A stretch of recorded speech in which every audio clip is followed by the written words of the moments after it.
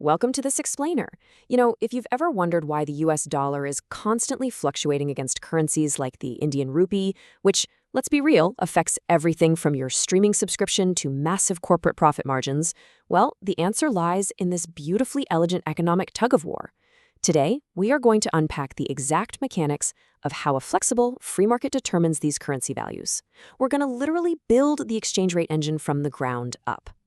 All right, so here's our game plan for today. First, we'll tackle the demand side of the dollar. Second, we'll flip over to the supply side.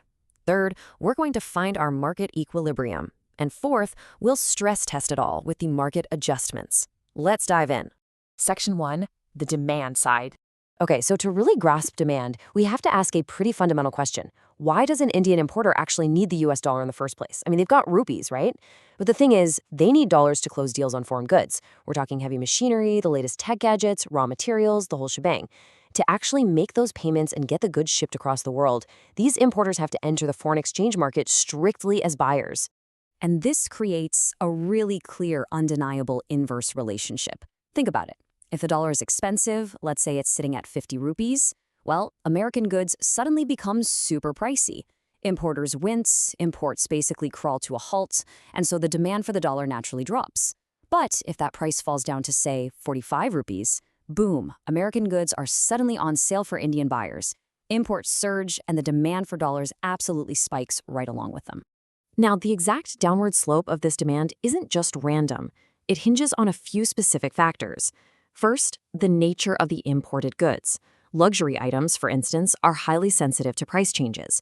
It also depends heavily on the time period involved in these transactions and, crucially, whether domestic import competing goods exist. Like if buyers can easily swap out an expensive American tech import for a much cheaper domestic alternative, demand is going to be hyper-responsive to any shift in that exchange rate. Moving right along to Section 2, the supply side. So let's flip the script for a second. Where do the dollars actually circulating in the domestic market come from? Well, they come from the exporters. Every single time an Indian company sells its goods, software, or services to the US, they earn foreign exchange. They literally bring those American dollars back home and introduce them into the domestic market so they can convert them back to rupees to pay their own local operational costs. In this market, they are the sellers.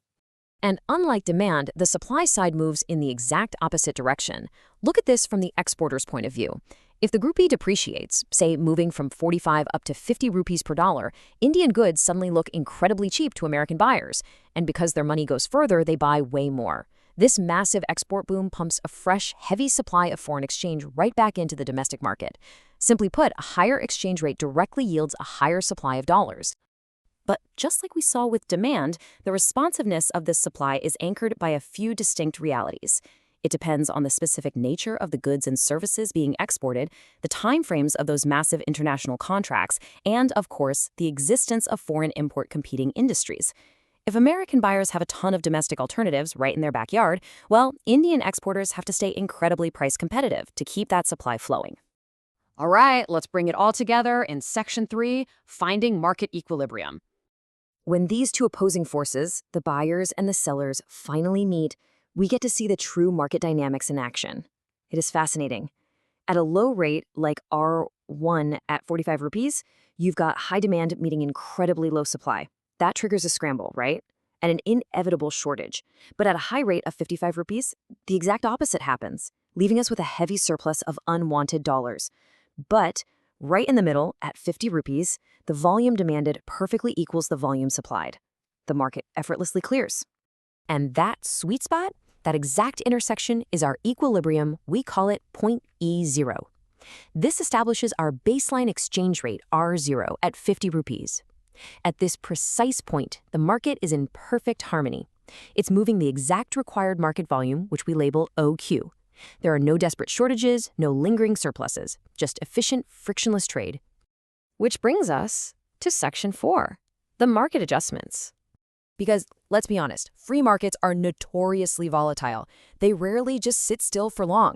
Suppose the dollar crashes to that low R1 rate of 45 rupees. Importers are absolutely thrilled, so demand skyrockets. But exporters, they pull back, which completely dries up the supply. This creates a massive shortage, a gap we refer to as AB. But watch how the market fixes this.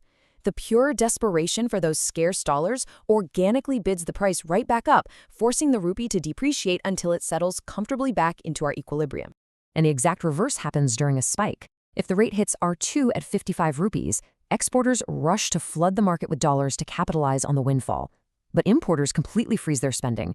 Suddenly, we're left with this massive surplus, what we call gap GH.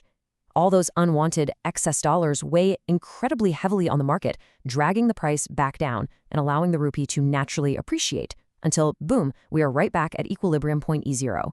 So, what we've just explored is the sheer self-correcting beauty of the flexible exchange rate system.